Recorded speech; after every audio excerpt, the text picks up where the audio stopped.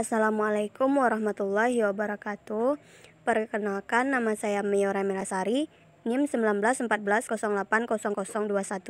Baiklah, pada video kali ini saya akan membahas materi pada skripsi bagian bab 3, yaitu bagian A, di mana yang pertama yaitu karakteristik dari berbagai jenis penelitian. Yang pertama yaitu karakteristik dari penelitian kualitatif, yaitu rancangan penelitian bersifat sementara, tidak menggunakan konsep sampel, data bersifat kualitatif, mengarah pada proses daripada hasil, teknik utama pengumpulan data, pengamatan, wawancara, dan analisis dokumen. Nah, kemudian yang kedua yaitu karakteristik dari penelitian kuantitatif, yaitu menggunakan pola pikir deduktif. Logika yang dipakai adalah logika positivistik. Kemudian proses penelitian mengikuti prosedur yang telah direncanakan. Subjek, sumber, data yang dipakai sesuai dengan yang telah direncanakan. Peneliti menempatkan diri secara terpisah dengan objek penelitiannya, dan hasil penelitian berupa generalisasi dan prediksi. Yang ketiga yaitu karakteristik dari penelitian mix, yaitu melibatkan penggunaan dua metode atau lebih, melibatkan asumsi-asumsi filosofis. Dasar teori yang digunakan berupa konfirmasi dan eksplorasi. Sifat data yaitu campuran angka-angka. Data yang bersifat deskriptif dan analisis data merupakan kombinasi dari kualitatif dan kuantitatif. Yang keempat yaitu karakteristik dari penelitian eksperimen, yaitu memusatkan diri pada pengontrolan variabel, validitas eksternalnya. Semua variabel penting diusahakan konstan, serta variabel-variabel penelitian dan kondisi eksperimen diatur secara tertib.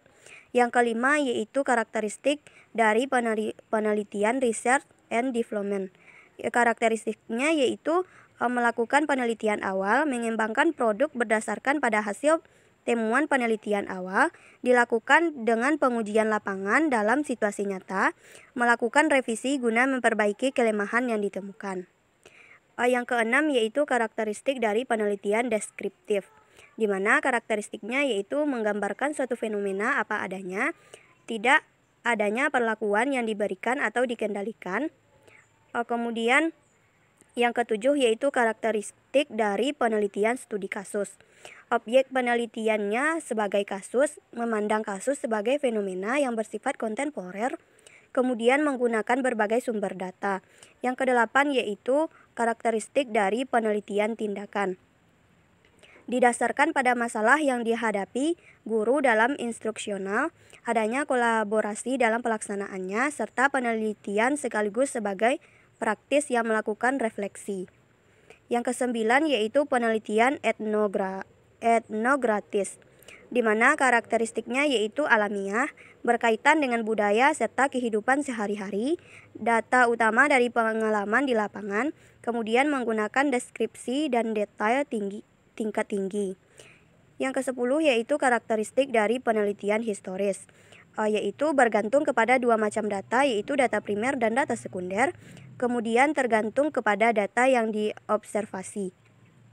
Yang terakhir yaitu tentang karakteristik penelitian survei, di mana karakteristiknya yaitu melibatkan sampel yang mampu mewakili populasi, informasi yang dikumpulkan berasal langsung dari responden, serta sampel harus representatif.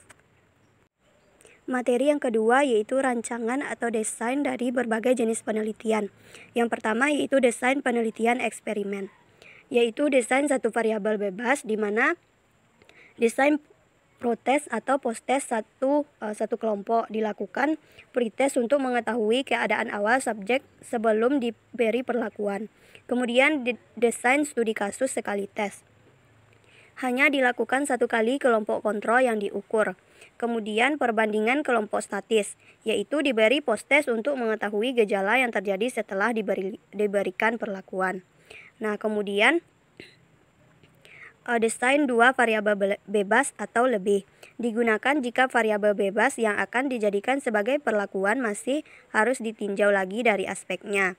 Kemudian jika peneliti merasa belum cukup hanya meneliti perbedaan dua metode mengajar dan ingin meninjau masing-masing metode mengajar dilihat dari level sekolah yang tinggi, sedang, dan rendah, desainnya menjadi desain faktorial. Nah, kemudian desain penelitian deskriptif, yaitu ketika penelitian hanya ingin menggambarkan satu fenomena saja.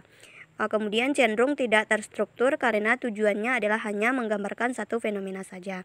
Contohnya yaitu distrik sekolah yang ingin memahami apakah siswa akan mengakses pelajaran online daripada buku teks.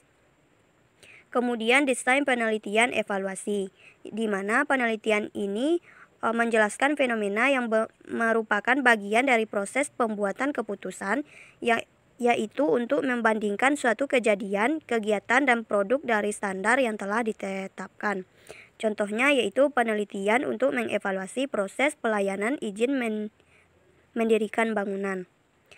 Kemudian desain penelitian survei, yaitu penelitian yang dilakukan pada populasi besar maupun kecil, tetapi data yang dipelajari adalah data dari sampel yang diambil dari populasi tersebut, sehingga ditemukan kejadian-kejadian relatif, kontribusi, dan hubungan-hubungan antara variabel sosiologi maupun psikologi.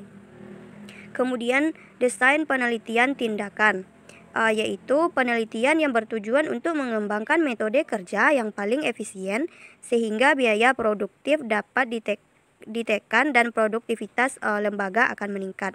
Contohnya, penelitian untuk memperbaiki prosedur dan metode kerja dalam pelayanan penyuluhan. Kemudian, desain penelitian sejarah, yaitu mengembangkan metode kerja yang paling efisien sehingga biaya produktif dapat ditekankan pada produktivitas lembaga yang meningkat. Contohnya itu penelitian untuk menentukan bagaimana manajemen pembuatan Candi Prambanan dan Candi Borobudur.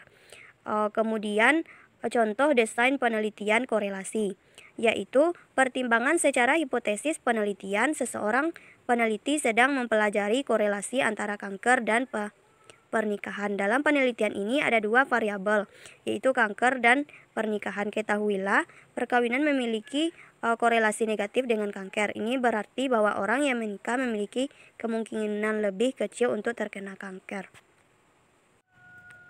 Materi yang ketiga yaitu tentang populasi dan responden penelitian serta contohnya. Yang pertama yaitu responden penelitian.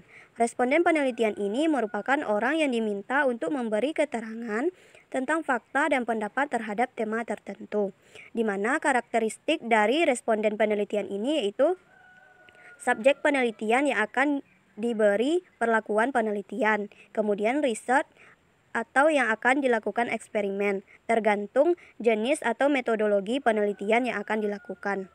Nah, kemudian syarat responden penelitian, yang yaitu penelitian kualitatif. Syaratnya yaitu jujur, menepati janji, taat peraturan, aktif berbicara, tidak termasuk anggota kelompok yang menentang penelitian, kemudian mempertahankan penguasaan responden terhadap tema penelitian. Kemudian penelitian kuantitatif.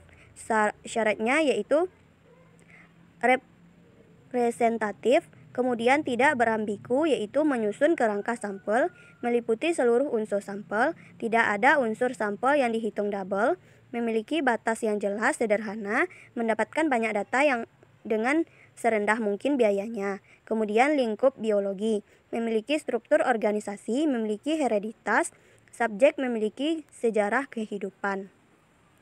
Yang kedua yaitu tentang populasi. Populasi ini adalah keseluruhan dari subjek penelitian.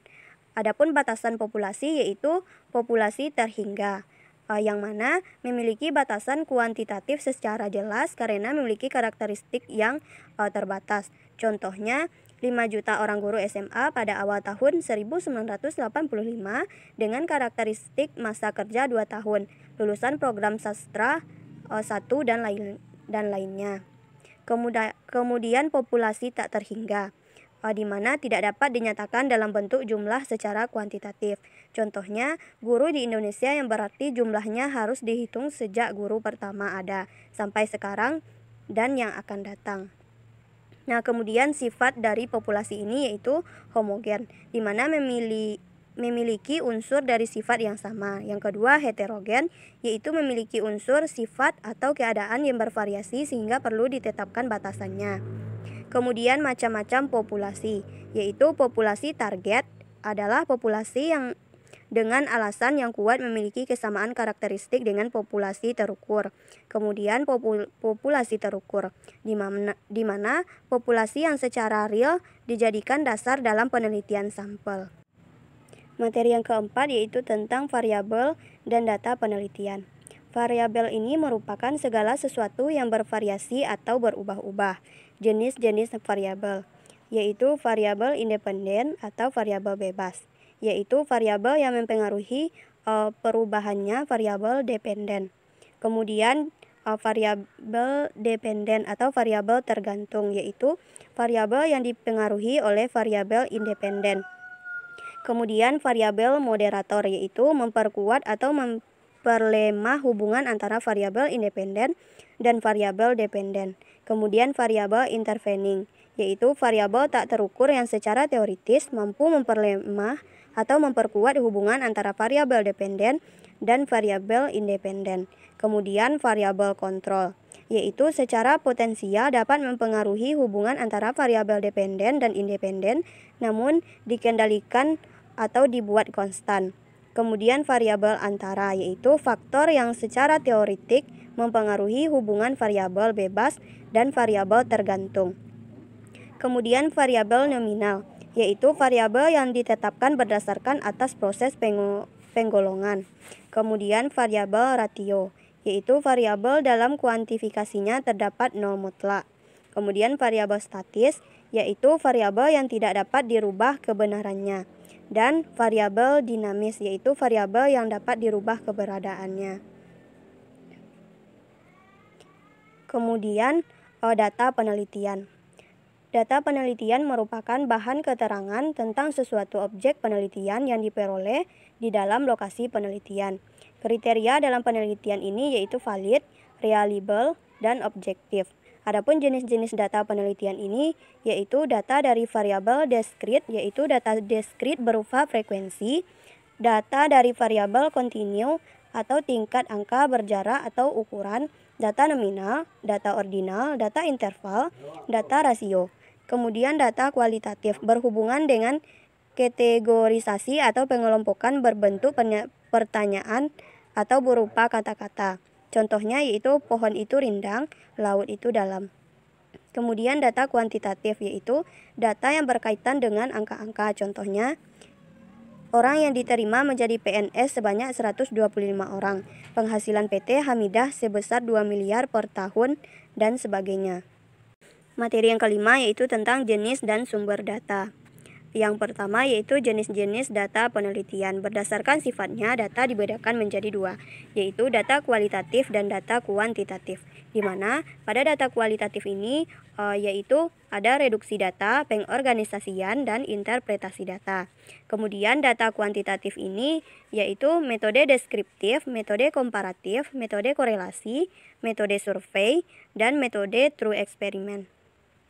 Kemudian berdasarkan skala pengukuran, data dibagi menjadi 4 bagian, yaitu data nominal merupakan mengkategorisasikan, data ordinal yaitu mengkategorisasikan berdasarkan peringkat, hubungan, dan berdasarkan ranking, data interval yaitu mengukur, dan data rasio yaitu melakukan pengukuran. Berdasarkan cara memperolehnya, data dibedakan menjadi dua, yaitu data primer dan data sekunder. Data primer ini dikumpulkan langsung dari objek yang diteliti, yaitu data hasil kuesioner terhadap respon, data hasil wawancara langsung, dan data hasil survei. Kemudian data sekunder diperoleh dari pihak atau sumber lain yang telah ada. Data ini seperti data sensus penduduk, data penyakit kanker yang dikeluarkan oleh WHO, data startup di Indonesia yang dikeluarkan oleh Menteri Komunikasi dan Informasi. Kemudian berdasarkan sumbernya, data dibedakan menjadi dua, yaitu data internal dan data eksternal. Data internal ini diperoleh langsung dari tempat dilakukannya penelitian, yaitu seperti jumlah karyawan di perusahaan, kebutuhan tenaga kerja di suatu perusahaan. Nah, kemudian data eksternal diperoleh dari luar lingkup kerja, yaitu seperti jumlah siswa di sekolah lain, data penjualan produk perusahaan lain. Kemudian berdasarkan waktu pengumpulannya, data dibedakan menjadi dua, yaitu data cross section, yaitu data yang diambil pada satu periode waktu tertentu, yaitu data penjualan suatu perusahaan pada bulan Februari 2018. Kemudian data berkala diambil secara kontinu dari waktu ke waktu. Contohnya yaitu hasil pertanian setiap bulan selama tahun 2019. Nah, kemudian sumber data. Sumber data ini terbagi menjadi tiga, yaitu sumber data primer diperoleh langsung oleh peneliti, sumber data sekunder didapatkan dari pihak lain yang terpercaya, sumber data dengan teknik yaitu wawancara terstruktur, wawancara tidak terstruktur, observasi, angket, dan dokumentasi. Materi yang keenam yaitu tentang instrumen. Instrumen merupakan alat yang digunakan untuk pengumpulan data dalam penelitian. Adapun fungsi dari instrumen ini yaitu sebagai alat pencatat informasi yang disampaikan oleh respon, sebagai alat untuk mengorganisasikan proses wawancara, dan sebagai alat evakuasi performa pekerja staf penelitian. Kemudian bentuk instrumen penelitian dan contohnya. Yang pertama yaitu kuesioner atau angket. Ada kuesioner terbuka, yaitu bebas menjawab dengan kalimat sendiri. Kuesioner tertutup, yaitu memilih jawaban yang telah disediakan. Kuesioner langsung, yaitu respon menjawab pertanyaan seputar dirinya sendiri. Kuesioner tidak langsung, yaitu menjawab pertanyaan yang berhubungan dengan orang lain. Kemudian checklist, yaitu daftar isian yang bersifat tertutup, dan skala bertingkat, yaitu mencakup rentang dari sangat setuju sampai sangat tidak setuju terhadap pernyataan yang terdapat di dalam kuesioner tersebut. Kemudian wawancara. Contohnya yaitu seorang guru sekolah dasar ingin mendapatkan gambaran menyeluruh tentang kinerja salah seorang guru di sekolah, maka dilakukan dengan wawancara diantaranya dengan kepala sekolah dan teman sejawat, serta wawancara dilakukan dengan sebagian siswa. Kemudian observasi, diskusi kelompok terfokus, eksperimen, tes. Tes ini berisi soal-soal tes. Setiap butir soal ini mewakili satu jenis variabel yang diukur. Contoh tesnya yaitu tes kepribadian, tes bakat, tes intelijensi, tes sikap, dan tes prestasi. Kemudian bentuk instrumen skala bertingkat, yaitu suatu ukuran subjektif yang dibuat berskala. Dan yang terakhir yaitu instrumen dokumentasi. Materi yang terakhir yaitu kisi-kisi instrumen sesuai variabel dan indikator penelitian. Yang pertama yaitu instrumen tes.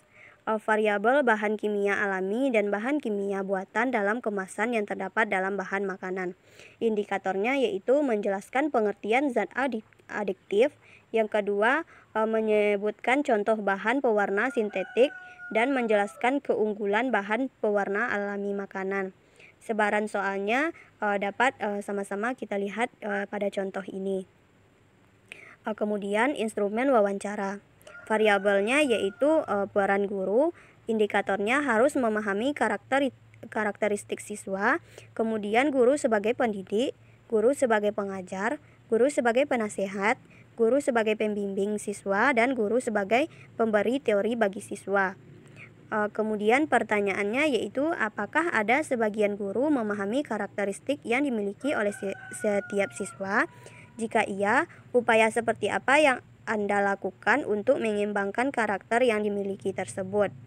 Nah, kemudian variabel menumbuhkan rasa percaya diri. Indikatornya yaitu positive thinking. Pertanyaannya, bagaimanakah cara Anda dalam mengajarkan sikap berpikir positif kepada siswa? Kemudian instrumen observasi, variabelnya yaitu keadaan sekolah, kondisi siswa, dan responsabilitas. Adapun indikator dari keadaan sekolah yaitu lokasi sekolah, yaitu lokasi kurang strategis karena tempatnya di dalam dan menuju sekolah jalannya dari panti berbelok-belok. Kemudian kebersihan sekolah, contohnya kondisi sekolah sangat bersih dan teratur. Kemudian indikator berikutnya yaitu tingkat kenyamanan sekolah. Contohnya sekolah sangat nyaman, rapi, dan lokasinya juga bagus. Selanjutnya yaitu keamanan sekolah. Contohnya keamanan sekolah belum terjaga karena tidak ada satpam yang menjaganya. Kemudian variabel kondisi siswa, indikatornya yaitu kondisi fisik siswa. Contohnya kondisi siswa beragam dari siswa yang tunanetra dan tunadaksa. Kemudian indikator tingkat komunikasi siswa. Contohnya siswa berkomunikasi dengan baik dengan menggunakan bahasa yang sopan dan santun. Kemudian instrumen angket. Variabelnya yaitu keterkaitan terhadap perkembangan teknologi. Adapun indikatornya yaitu senang bekerja dengan menggunakan laptop atau komputer, suka berkuliah dengan menggunakan proyektor atau laptop. Nah, kemudian variabel keterkaitan dengan media pembelajaran yang digunakan. Adapun indikatornya yaitu media apa saja yang digunakan, cara pemanfaatan media yang diberikan, menggunakan media yang digunakan, memberikan respon yang positif. Kemudian instrumen dokumentasi. Adapun variabelnya yaitu faktor determinan pemenuhan hak sosial bagi masyarakat kurang mampu. Indikatornya yaitu faktor eksternal dan faktor internal. Sumber yang didapatkan yaitu dapat dicari dengan observasi, wawancara, dan dokumentasi.